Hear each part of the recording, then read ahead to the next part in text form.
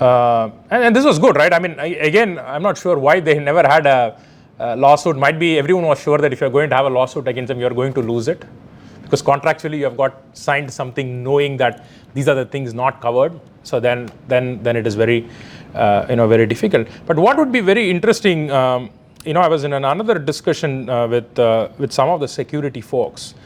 They were talking about a case which happened in, it's not really directly related to cloud, but it again tells the role of how a regulator could really change the game. It was the Asus, the phone manufacturer versus the U.S. Trade Commission. Okay, apparently they had an outage because of a bug, and quite a significant amount of damage was done. This case is actually available. The judgment is actually available. What is very interesting in that is, again, if you take a look at it now, the FTC finally came and started prescribing as to exactly how they need to manage their software deployment, because the root cause failure of that was a software deployment. Okay. Then they went to the extent of saying, how much of testing they need to do, how should they do release management, how should they do change management, and for the next 20 years. And every time they come and audit, you violate, it's a $20,000 fine. Okay, now that completely changes the game. Today, if you see, there is no regulatory aspect on software. Anyone can write a piece of code and put it in production and run. And then worst case, you create as a service, you put it on a cloud, and then there is a failure. The cloud service provider is going to say, look, I've got nothing to do with the program had a bug. And that's it, right? Because it's not an infrastructure failure. Right? Now, how do you tackle this? So if you're really using as a service now, you need to start looking at the contract in a very different perspective. Right? You need to really look at the software aspect of it. You need to start looking at the cloud aspect of it. Right? And those areas are not very clear. Say, because if the product and the cloud is from the same service provider, then how do we tackle this? Because I can always say everything's a software bug and then get away with it. And we are also in the kind of mentality where we say that, look, it's very difficult to have a software which is which does not have a bug. So these are all real considerations before you move on to cloud, especially if you've never been to cloud before. And then if you're really looking at all these kind of services, take a look at it. Take a look at the service, take a look at the product, take a look at what happens when things fail, right? So that's the kind of a background for this whole COIR stuff. See, if you see this is what, right? So if you really see the cloud outage directly associated with operational mistake, infrastructure, environmental issues, right? And we took the cybersecurity out of scope because there is another group who are doing on the cybersecurity aspects of things, right? So this is kind of the the problem which we were trying to solve. We had representation from quite a number of people across industry. Raju was from Dell. We had quite a number of both end user and as well as from and from the service provider. And there are a lot of focus groups which happen to get feedback from different parts of the industry. Okay, what do we do? In fact, if the folks from Deloitte would have been, they would have gone into details of that because they ran, the whole thing of, how do we do this? Is this document available publicly? Is there, right? It's there. So actually, you can take a look at it, right? I mean, it's fairly. I think the whole idea was, if you want to migrate to cloud, by reading this document, you can really ask the service provider a few questions. Okay, have you taken care of this? What happens, when a situation like that? That's the main aim of it, to educate people on this whole aspect of cloud, which everyone wants to go, but still people don't know the details of it, right? I think I will go through the. Right, this is, it basically says, okay. So what we did was we came up with a 4-tier framework for this. Right? We had a tier A, tier B, tier C, tier D. So tier A is considered of systemic or life-threatening impact, which could even affect the nation as a whole. Second one was business critical. Third one was operational. Fourth one was minimal impact, right?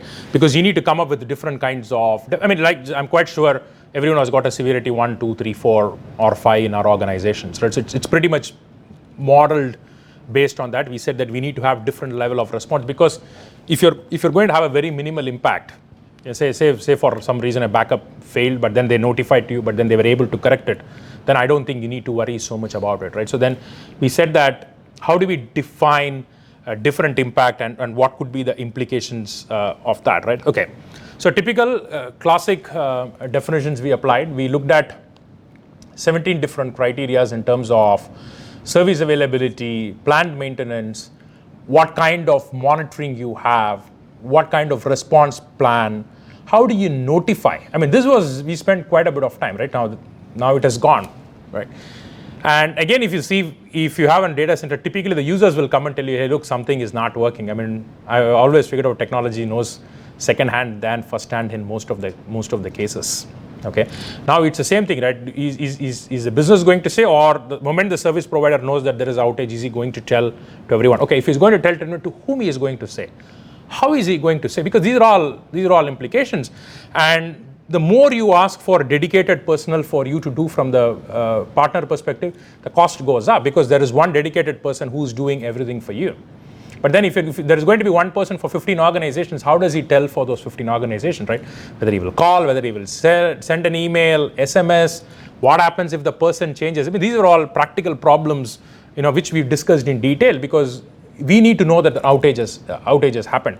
Then the same thing goes for recovery. Then the same thing goes for the status update. Again, in-house, very simple, right? Severity 1, you need to give an update every half an hour, right? But then imagine if they're going to have 30, 40 clients, in half an hour, it is going to be quite difficult for someone to keep updating and sending it to people. And based on the difference of the business you are running, for some of them could be a severity 1, some of them could be a severity 2. And how do you reconcile all these complexities? I think the fundamental thing which we wanted to also verify is, do the service provider have a mechanism for that? Okay, how we are going to execute it phase 2? In the absence of, they not even thought through all these kind of things, put us in a much more risk than the other situation. It was launched on 26 Feb. This document is available. So kickoff for the ITSG. What is NWI? Sorry. Next. Oh, next work item, sorry. Okay, so next work item. Okay, I'm going to go through the key. Okay, this is, I think, a fairly, this is really the outcome of the whole work, right?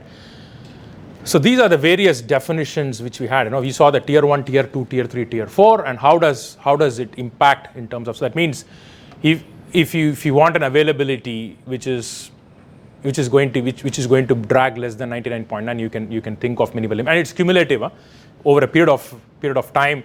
What happens, of course, if you're going to have someone who has an 100% SLA and it goes down, then pretty much the story is over. So this is a fairly important classification in terms of how we did. So the same thing, right? So this is important. How do you send, how do you communicate to people, right? So to the extent we are saying that the CSP's website should have this information, but of course there was a question asked, what happens if that website itself is down? Because they could be one of their own users and they are down, right? So it's sometimes when we start thinking about all these things, it's fairly complicated. And I think this guideline again helps you to have that framework so that if it happens, there is at least some document to which you can look at and say that, hey, we need to do all these kind of things. In the absence of this, it is anyone's guess as to how they will manage it, right? I think that's also a philosophy which we need to take from this, because it is important that we have a process, and as we go on, the process will be improved. Because if you ask if it is going to be 100% foolproof, I mean, I would say not. We know that there are huge scope of taking this document to the next level. And how do we do it? Let me see whether there is a thing on DR.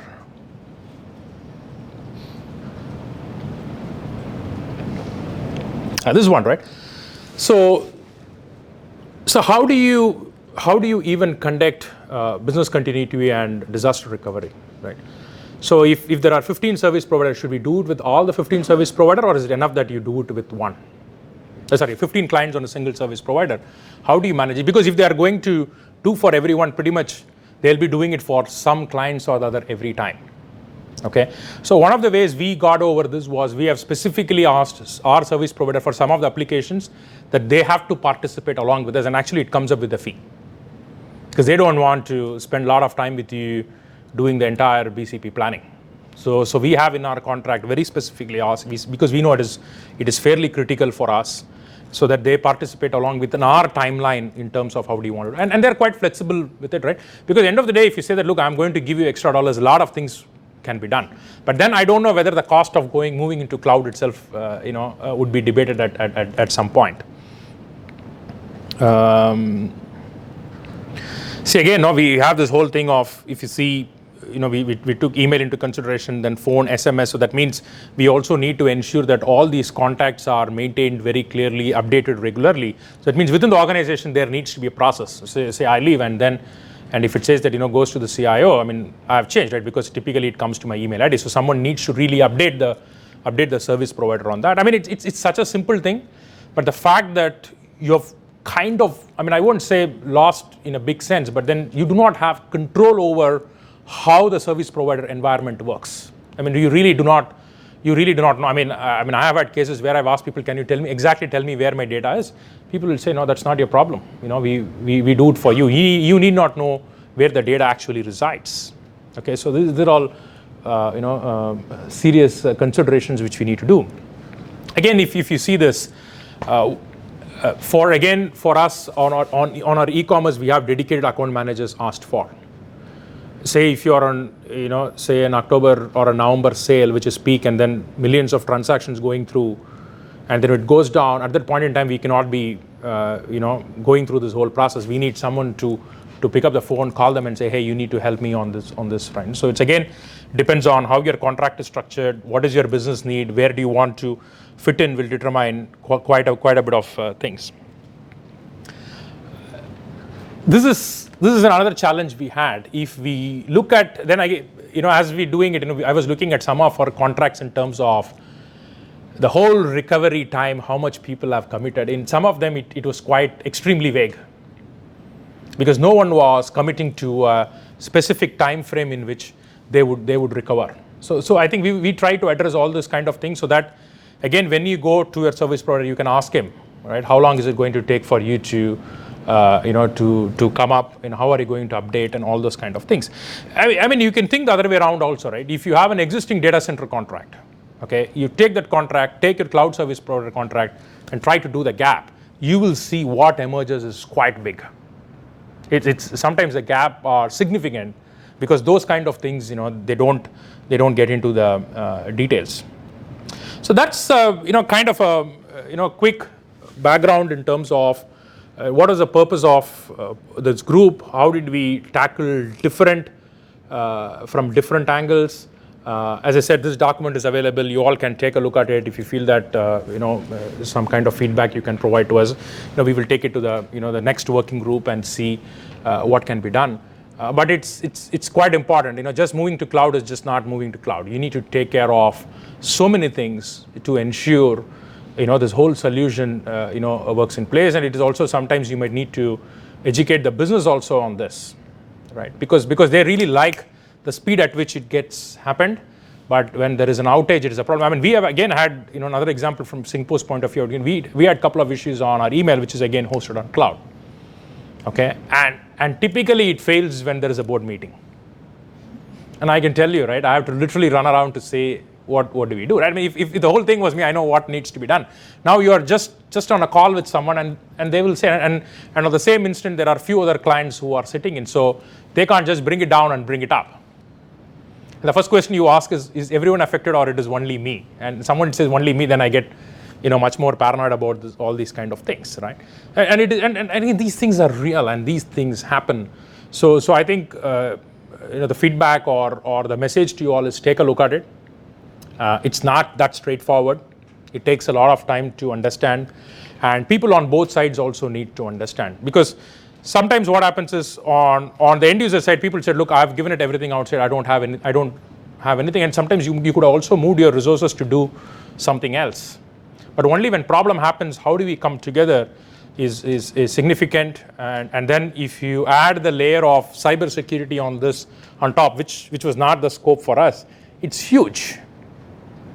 And it to understand every aspect and come to a conclusion and sign it contractually, it's not that easy or straightforward. So that's what I have. Dr. Lee is here. Anything, Dr. you want to add in terms of any insights?